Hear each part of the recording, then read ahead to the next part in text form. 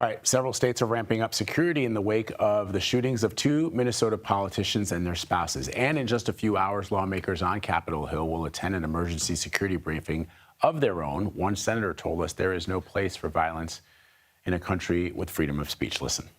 The First Amendment was devised so that people could resolve their differences with free and open debate. That's what our elections are for. Politics is a substitute for violence. We should never accept it, no matter who it's coming from or who it's directed at. And I think it's a moment for the country to take a step back and everyone to condemn it. All right, let's bring in CBS News Justice correspondent Scott MacFarlane to continue this discussion. All right, so Scott, the suspect in this case allegedly had a list of targets that included officials in 3 other states. And you're learning that security is being increased well beyond Minnesota. What can you tell us about that?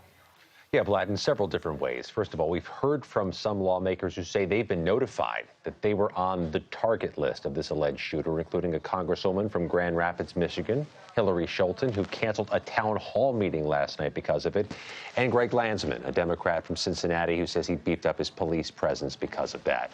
But the ramifications go much farther and much wider, not just at the federal level, but at state levels, too. CBS News has learned New York, New Jersey, Illinois, and Ohio all ratcheted up their security of state legislators over the past 96 hours because of what happened Saturday. Florida law enforcement tells CBS News they also have a heightened posture to protect state legislators. But the U.S. Capitol Police have a unique dynamic. They have 535 members representing the entire country. And they have said unequivocally, Vlad, that they're concerned about the vulnerability of members in their hometowns, in their home districts, in their homes, when they're not beneath that shield, that dome of protection here at the U.S. Capitol. The Capitol Police are asking for nearly $1 billion in funding next year to help button up any vulnerabilities and better protect the elected legislators when they're at their homes and their home offices. So, Scott, I mentioned this security briefing that the leaders on Capitol Hill are going to have later this afternoon.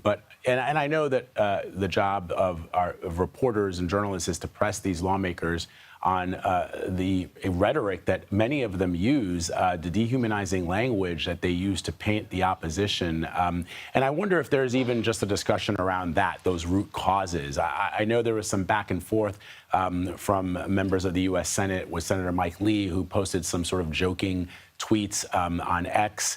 And I just wonder, they want to spend money, sure. They want to put in barriers, and they want to they want to put in all these physical barriers to prevent people from carrying out acts of violence. But it begins sort of with the language that is used by certain politicians to mock, or in some cases worse, dehumanize people they don't agree with. Any talk about addressing those issues?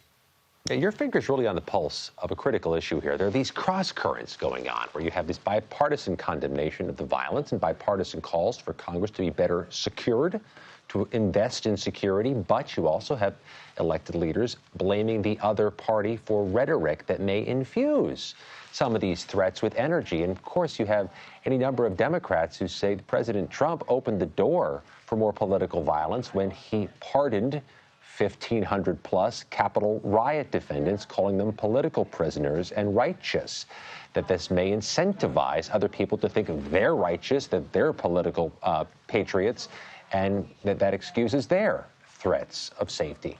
So there are going to be these 2 briefings today, one in the U.S. Senate, one in the U.S. House for members to talk about security precautions. But none of this is happening in a vacuum, Vlad. It's happening at a time where the parties believe the other to be at least partly responsible for some of these violent threats.